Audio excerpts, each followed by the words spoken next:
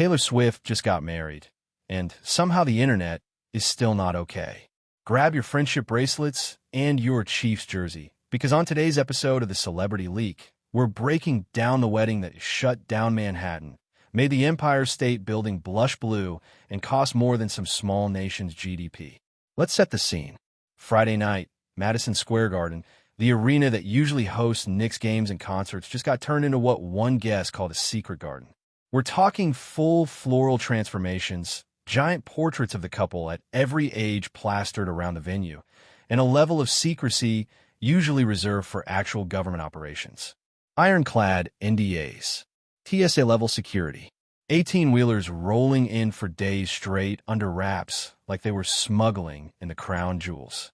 Spoiler, they were smuggling in a wedding. And when it was finally official, the announcement wasn't a press release.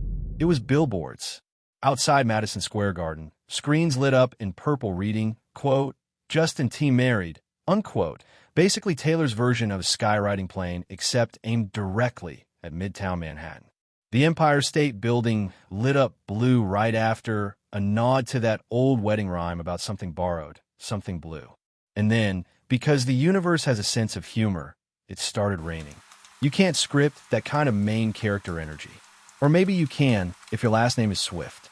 Now let's talk logistics, because this wasn't some backyard situation. We're talking 1,000 guests. 1,000. That is not a wedding.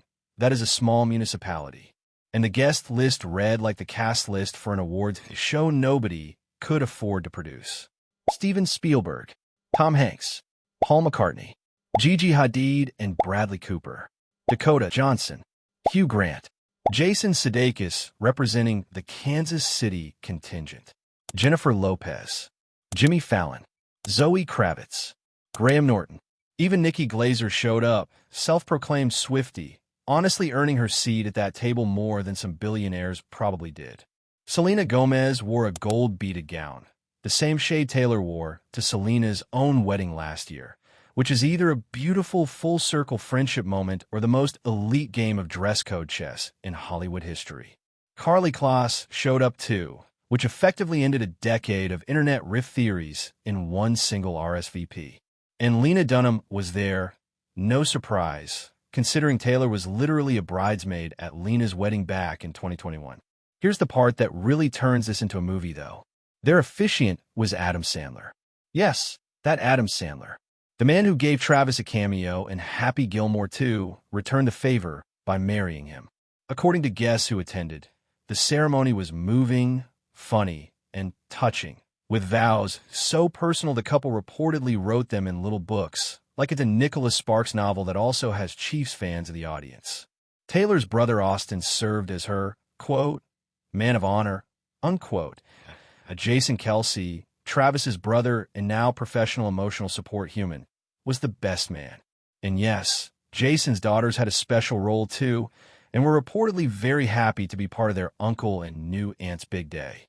Wholesome, Chiefs-coded, certified. The dress? Christian Dior Haute Couture, obviously, because you don't marry a 3-time Super Bowl champion in anything off the rack. Now let's talk money, because this wedding didn't just cost feelings, it cost cold hard cash. Taylor reportedly paid the city of New York more than $160,000 just for the wedding permit alone. That's before you even get to flowers, security, or catering for 1,000 people.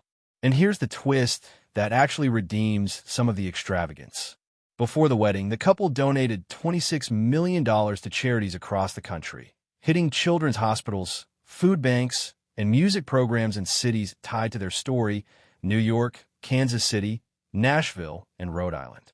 So yes, it was a lavish blowout, but it came with a very generous receipt attached. Not everything was pure fairy tale glitter, though, because this is celebrity news, and there is always a subplot.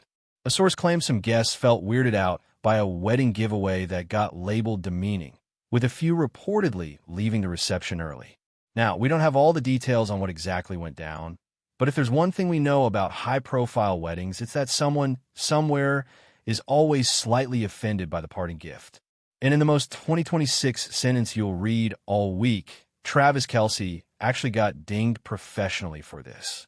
NFL players ranking him for the league's top 100 list dropped him all the way down to number 79, his lowest spot since 2016. Apparently, getting married at Madison Square Garden in front of Paul McCartney doesn't count as athletic performance. Who knew? So where does the fairy tale go from here? No honeymoon destination has been confirmed. The couple is keeping that part locked down tighter than the wedding itself. But at least one expert following Taylor's career closely thinks new music might be on the way. Because if there's one thing we know about this woman, heartbreak makes albums, and apparently, so does happiness.